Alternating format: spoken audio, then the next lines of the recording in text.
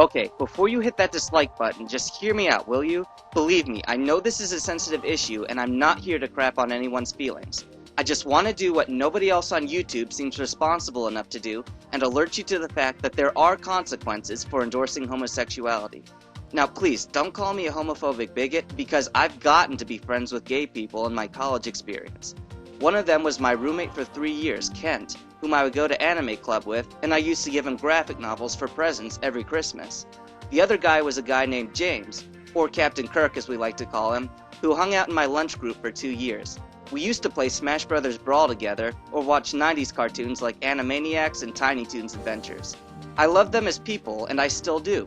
So when I say that homosexuality is bad, I speak not out in hate against anyone, but because the condition itself is so destructive. Let's cut right to the chase. Hemorrhoids, rectal prolapse, incontinence, fissures, these are all the consequences of those who practice anal sex. STDs go without saying. Anyone who calls a man with a man a loving relationship is a fool, because one doesn't express love for another by putting his life in danger. This is not love, but lust overpowering reason. It is as simple and irrefutable as that. Endorse homosexuality, and you encourage my friends, Kent and James, to engage in behavior that will cut their lifespans in half. What causes me to oppose this? Hatred for them, or love? What may come as a surprise to some of you is that lesbians also tend to die 30 or more years before their time. And that's because homosexuality is more than just an act of sex. It scrambles the mind. The magazine Sexually Transmitted Infections reports, lesbians are significantly more likely than straight women to report past sexual contact with a homosexual or bisexual man and sexual contact with an IDU, intravenous drug user. Of course, death by suicide is also a factor, as homosexuals are 25 times more likely to commit. And that could be because lesbian partnerships tend to get abusive and grow worse over time. Look, I could just keep quoting statistics, but I doubt they'd appeal to any of you who know a homosexual in your own lives whom you consider normal. The point is, like it or not, homosexuality is brutal, and it will hurt its victims in the long run. From age 16 through 19, I was addicted to RuneScape. I must have mined 100,000 coal and iron ore rocks, and that's a very real number.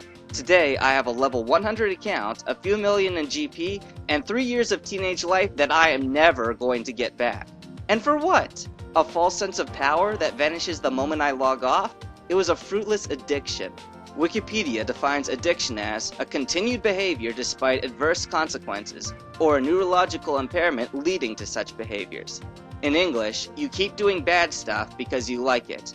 Homosexuality produces but one thing that keeps it going despite all the trauma, disease, and death: sensual pleasure.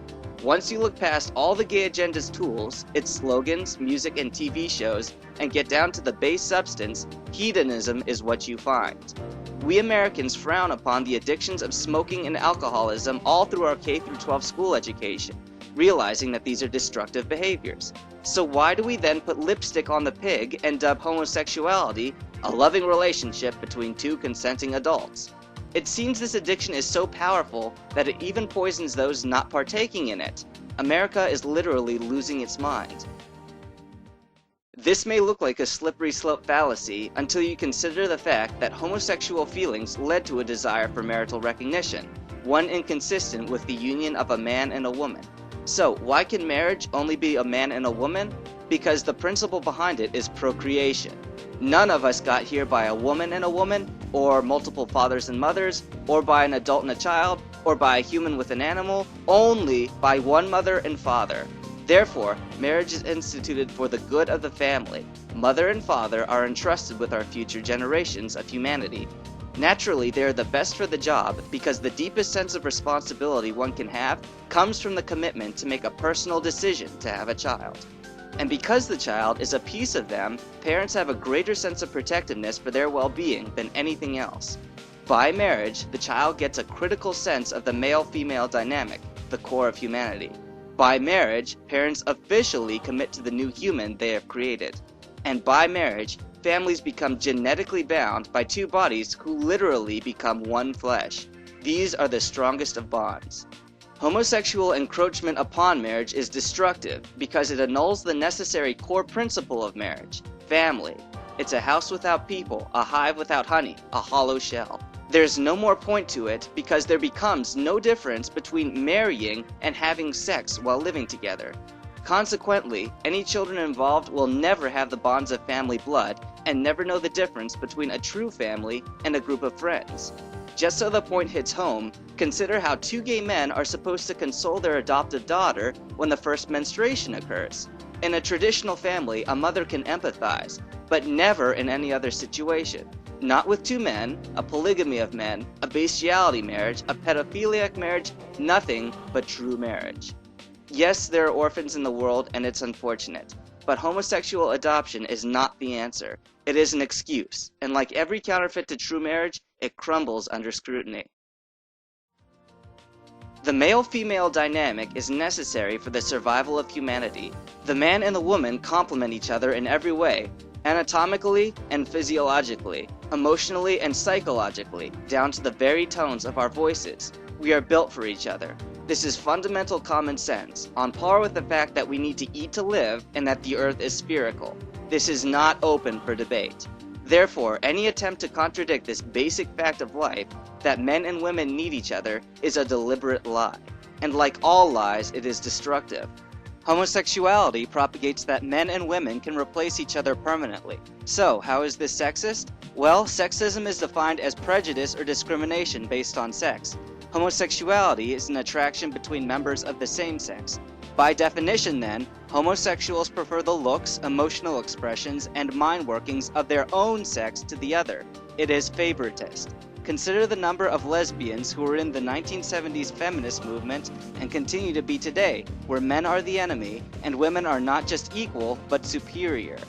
Now, you may know homosexual people with friends of the opposite sex, as do I. A YouTube user named Jack Teagan once pointed this out to me, expressing that people need people.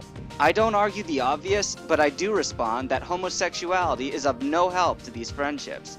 Rather, homosexuals may tolerate friendship with the opposite sex in spite of their inherent sexism, viewing them as people so they don't have to see a man or a woman. There is just no regard for our natural intrinsic differences. This last point somewhat ties into the previous one, with the added argument that we are created beings. Next to fulfilled biblical prophecy, the complementary male and female are perhaps the strongest evidences of intelligent design.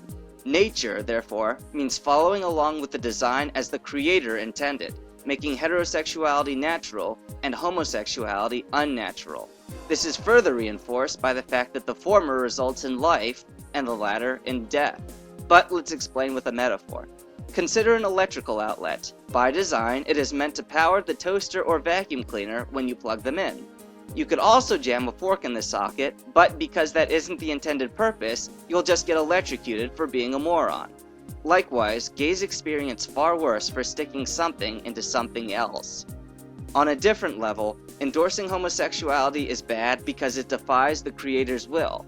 So what, some may ask? So everything. The Creator is the big picture in all matters and the final say on what's right and wrong. Once the Creator's ultimate authority is not recognized, morals no longer have weight and all is permitted. Fulfilling lust is fine in the face of death, psychological abuse, a sexist mindset, etc. And who is anyone to say otherwise? Same goes for rape, cannibalism, enslavement, whatever pushes your buttons. Life has no more purpose, for if there is no Creator, what will it matter what you did years from now when all life in this universe ceases to exist? Anyway, that's my 5 cents on the matter.